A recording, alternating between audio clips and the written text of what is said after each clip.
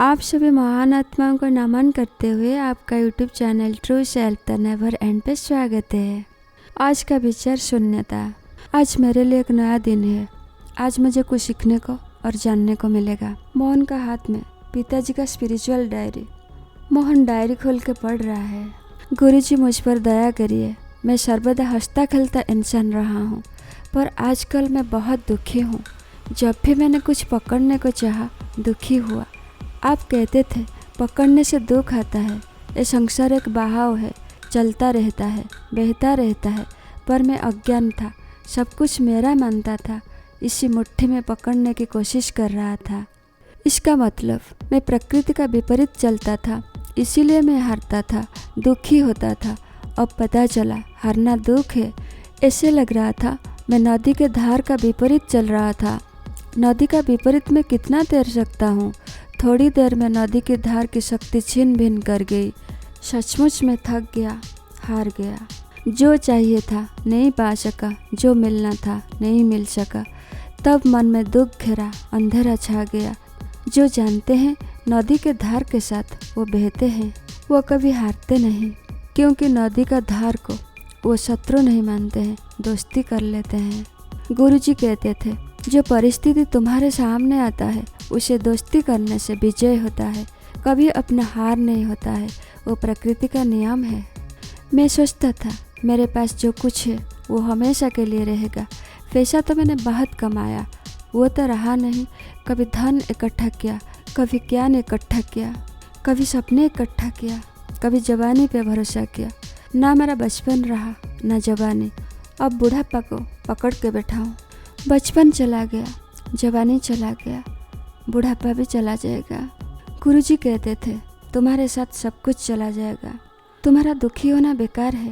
ये जीवन चला जाएगा, मृत्यु भी चला जाएगा।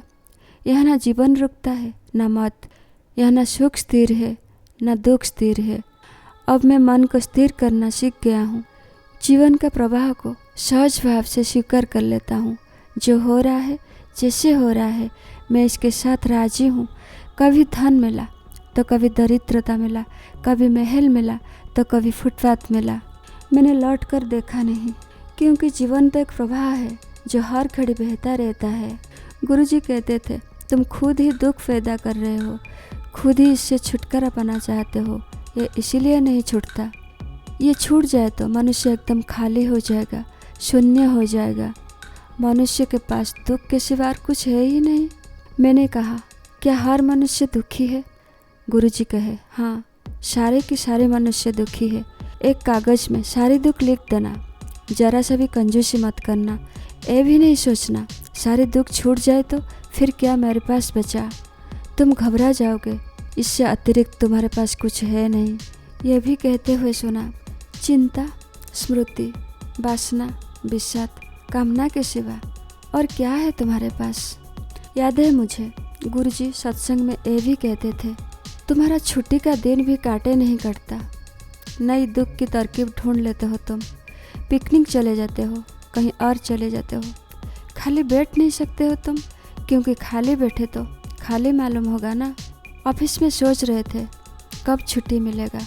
जब छुट्टी मिलता है फिर सोचते हैं घर में बैठ के बोर लगता है। भारत में सड़क दुर्घटना ज़्यादातर छुट्टी का दिन अधिकतर होता है, जैसे कि जंगली जानवर को खुला छोड़ दिया गया। ऐसे ही कुछ छुट्टी का माहौल होता है। समुद्र तट पर जाए, बाजार जाए, भीड़ रहता है।